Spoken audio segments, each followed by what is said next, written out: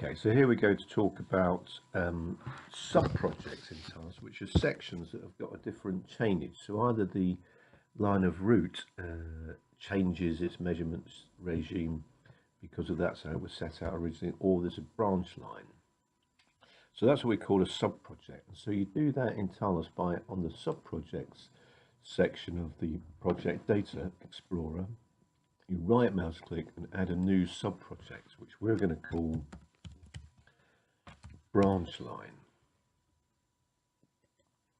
So now we've got two over here, the main route and branch line. If we right mouse click on branch line and edit the subproject, we can also dictate its internal ID number.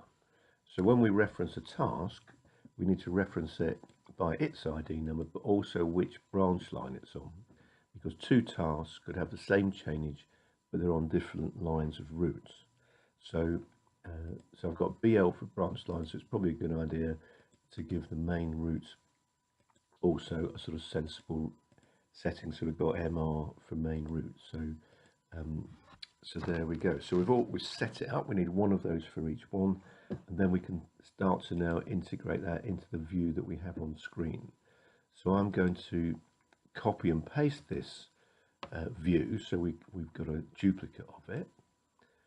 And then I'm going to include in this duplicate, so if I right mouse click on it and edit the view, I can change its name. I want to put it in the third place, and it's going to be design section sec C and branch line. So I need to double click on this. Not at the moment, we've got this one selected at the top of the screen. It gives you the name of the view. So if I double click on this one, obviously it's going to look the same, but it's called branch line. So we can start adapting this to include the section that we want. So with the main, this time distance cell selected with a heavy blue shadow, we're going to insert a new column, and that's going to go to the right of the current one. So now we've got a new column here. So I'm just going to stretch that out for a little bit, and I'm going to go to the cell settings for this particular one, and I'm going to, I know I want this to be a distance, time and distance cell, and that its contents are going to be the branch line only. So and I'm going to decline the opportunity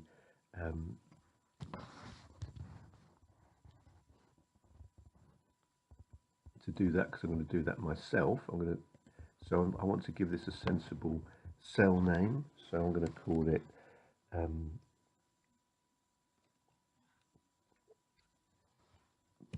BL, branch line time distance cell, just purely for reference, and we're going to pick up the time range from the one on the left. So from the one on the left, so it's going to have the same time range as the one on the right, but we're going to dictate what the distance values are, and so we're going to put the end in first. So we can't have a bigger start to the end, so the end is going to be at 6 miles 220 yards, and the start is going to be at 3 miles 440 yards.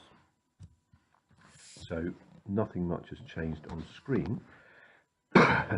We want to set these items to be the same scale. So if I click on this left hand cell, what I can note is that the number of yards per centimetre is 188 in this particular cell. So if I go back to this particular cell and I make this also 188 yards, then the relative size of these two are going to be the same. So and that makes it a lot easier to read. It doesn't have to be, you could condense that up, but that's the way of making them the same. So in this cell on the right hand side, of course, we can use the same grids as we've used previously, which is what we want to do. We can use the same scale at the top of the screen as we've got on the right hand side, so we can say, well, this is going to be a distance cell. We're going to use the same scaling that we had previously, and this cell here has got to now, of course, inherit its distance master cell from the branch line, not the main line, so it's completely different. Now we might want this cell to be going from low on the right to high on the left, in which case we would flick that around in that particular way.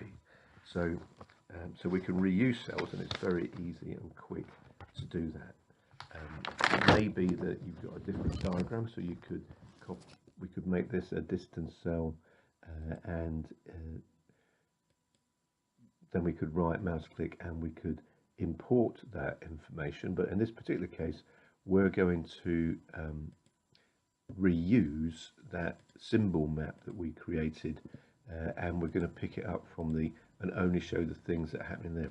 This is probably on a different route, so you probably need to have a different map, right mouse click and import them from the clipboard as we did earlier, but just to show you how quickly it is to set up that sort of information. So that's how we deal with a branch line or a different chainage which goes from 80 miles to 6 miles instantly. So we probably would need a different design section there as well, but you know how to cope with that. So I'm going to save that, and that's how we incorporate different sections of track with a different measurement regime, either because they're a branch line or because the line of route chainage changes due to the origin of those lines.